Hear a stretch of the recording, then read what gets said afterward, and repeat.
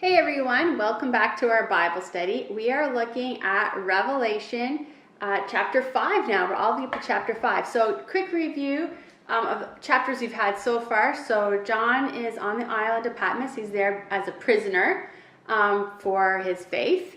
And he's there, it's on Sunday. He is worshiping, and then Jesus comes, he has a vision. Jesus tells him to write down everything he sees. Then we see in chapters 2 and 3, he writes letters to the church.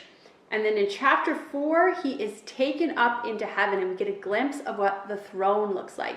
And that's where we start here with chapter 5. So chapter 4 was a pretty short chapter, and chapter 5 is also a pretty short chapter.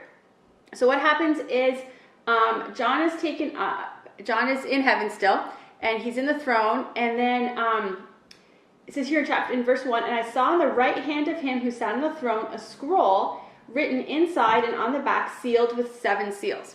So there's a scroll and it has 7 seals on it. And then they begin looking for somebody who's worthy to open the seals and look inside. Now, this could be the scroll from Daniel. So if you didn't do the Bible study on Daniel, remember what I said, you really have to have a really firm grasp on the book of Daniel before you study Revelation. So go back and study Daniel first, and then come back here and do Revelation. But another really interesting thing is the Jewish tradition, which is from the Old Testament, on Sabbaths, year of Sabbaths, and the year of Jubilee.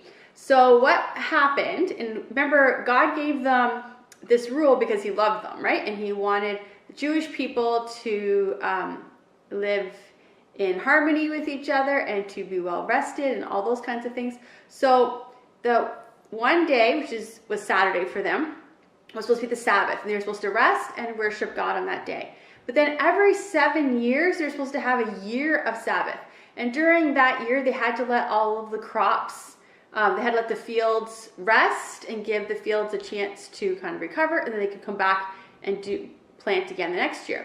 But then, every 50 years, so it was after they had 7 Sabbaths of years, so then it would come to 50. So every 49 to 50 years, they had what was called the year of Jubilee. So what was amazing about this is that if you had lost your property, if you had lost anything really, it had been taken from you because you hadn't been able to pay, or you'd been poor, or anything like that, your land was returned to the original families on this day.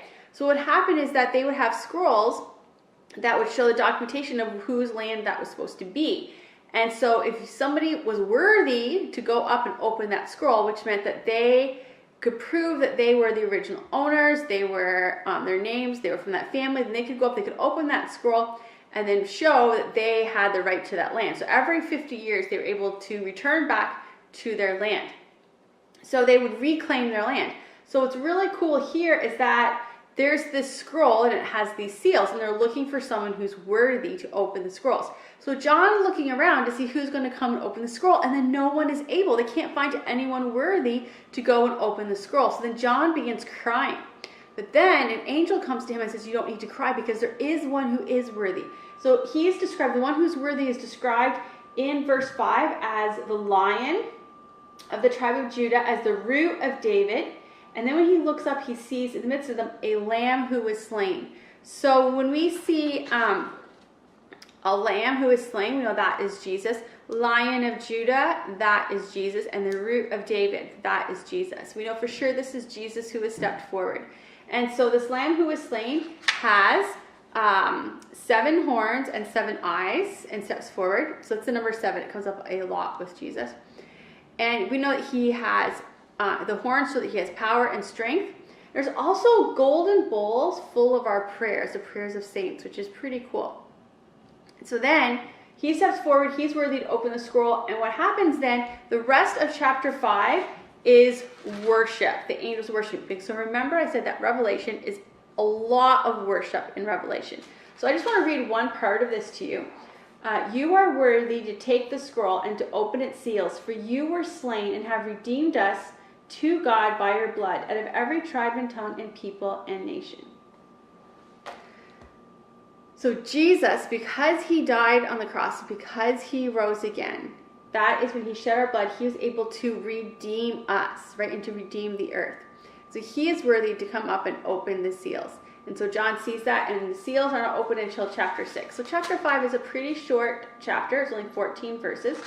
And so just to sum up again, what happens is he sees that the one on the throne is holding the scroll, and there's 7 seals. They look around for someone who's worthy to open it. There isn't anyone worthy to open it. And so then you see that John begins crying. Angel comes and says, don't worry, because the lion, the root of David, the lamb, is going to be willing to and worthy to open the seals. And so Jesus comes, and then they begin to worship him, and that is how it ends with the worship. All right, it's a pretty easy chapter. I think you can handle it really easily. So I'm Laura Lee Siemens, and that was Revelation chapter 5.